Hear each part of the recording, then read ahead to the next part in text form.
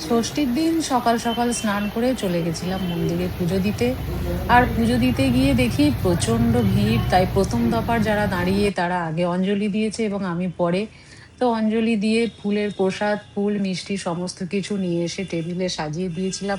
আর মেয়ে জামাইকে তাড়া দিচ্ছিলাম যে ওরা যেন তাড়াতাড়ি স্নান করে রেডি হয়ে বসে। কেননা বাকি জিনিসগুলো আমাকে আবার রেডি করতে হবে। দুপুরের লাঞ্চের ব্যাপারটা ছিল। তো সেই জন্য আমি এদেরকে একটু তাড়াহুড়ো দিয়েই রেডি করে দিয়েছি। জামাই তখনও রেডি হয়নি। তো আমার মেয়ে তখন পোগোকে নিয়ে একটু খেলা করছিল। ওই যে পোগো ফুলের মালা-টালা পরে। তো তারপর আমি এদের দুজনকে বসিয়ে দিয়ে যেই সমস্ত নিয়মগুলো ছিল সেগুলো করে নিলাম খুব তাড়াতাড়ি।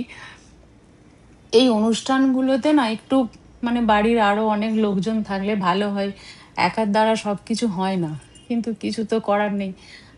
যেমন যেকোনো অনুষ্ঠানে না অনেক লোকজন থাকলে তো অনেক কাজ হয়ে যায় তাড়াতাড়ি। আর দেখতে ভালোও লাগে বেশ সবাই মিলে একসাথে থাকলে।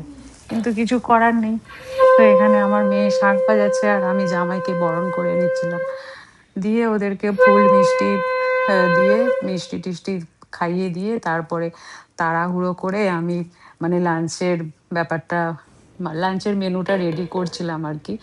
তো যাই হোক, এখানে মেয়ে বলছে আবার আমাকে কেন বরণ করতে হবে? এখানে তো জামাইয়ের। আমি বললাম, "না, মেয়ে জামাই দুজনকেই করতে হয়। মেয়ে না থাকলে তো জামাই আসতো না, তাই না? তো মেয়েকে তো আগে বরণ করতে হবে।" তো মেয়েকে একটু ঠাকুরের ফুল মাথায় ছুঁইয়ে দিয়ে আশীর্বাদ করে দিলাম। ওরা যেন দুজনে খুব ভালো থাকে, সুস্থ থাকে। আগামী দিনগুলো যেন ওরা খুব ভালোভাবে দুজনে পার করতে পারে। তো এইভাবেই আমার ষষ্ঠীর দিনটা সকাল থেকেই আমি একটু ব্যস্ত ছিলাম। একার হাতে সমস্ত কিছু কাজ করতে হয়েছে। বাজারে গেছিলাম, দোকান সমস্ত কিছু রেডি করে নিয়েছিলাম। আর গিফটগুলো এখানে সাজানো হয়নি, ওটাও ছিল। তো যাই হোক, এইভাবেই আচ্ছা, ষষ্ঠীর দিনটা হ্যাঁ, আমাদের সে কেটেছিল। ভাত, তারপর পটল পোস্ত, মেয়ে এখানে বলে আলু দিচ্ছে ভাজা, আজকের মেনুতে কি কি চিলি আছে আপনারা চিকেন, একটু দেখে। বেগুন ফ্রাই, হুম, তোপসে ফ্রাই, হুম, পমফ্রেটের ঝাল, হুম, পাবদা মাছের ঝাল, হুম, চিংড়ি কষা, মালাইকারি, মালাইকারি, আচ্ছা, আমের চাটনি, স্যালাড, হুম, রসগোল্লা, হুম, দই। আচ্ছা, স্যালাড বলেছি। হ্যাঁ। তো সব কিছুই দেখিয়ে দিলাম। আজকে এইটুকুনি করতে পেরেছি, বেশি কিছু পারিনি করতে।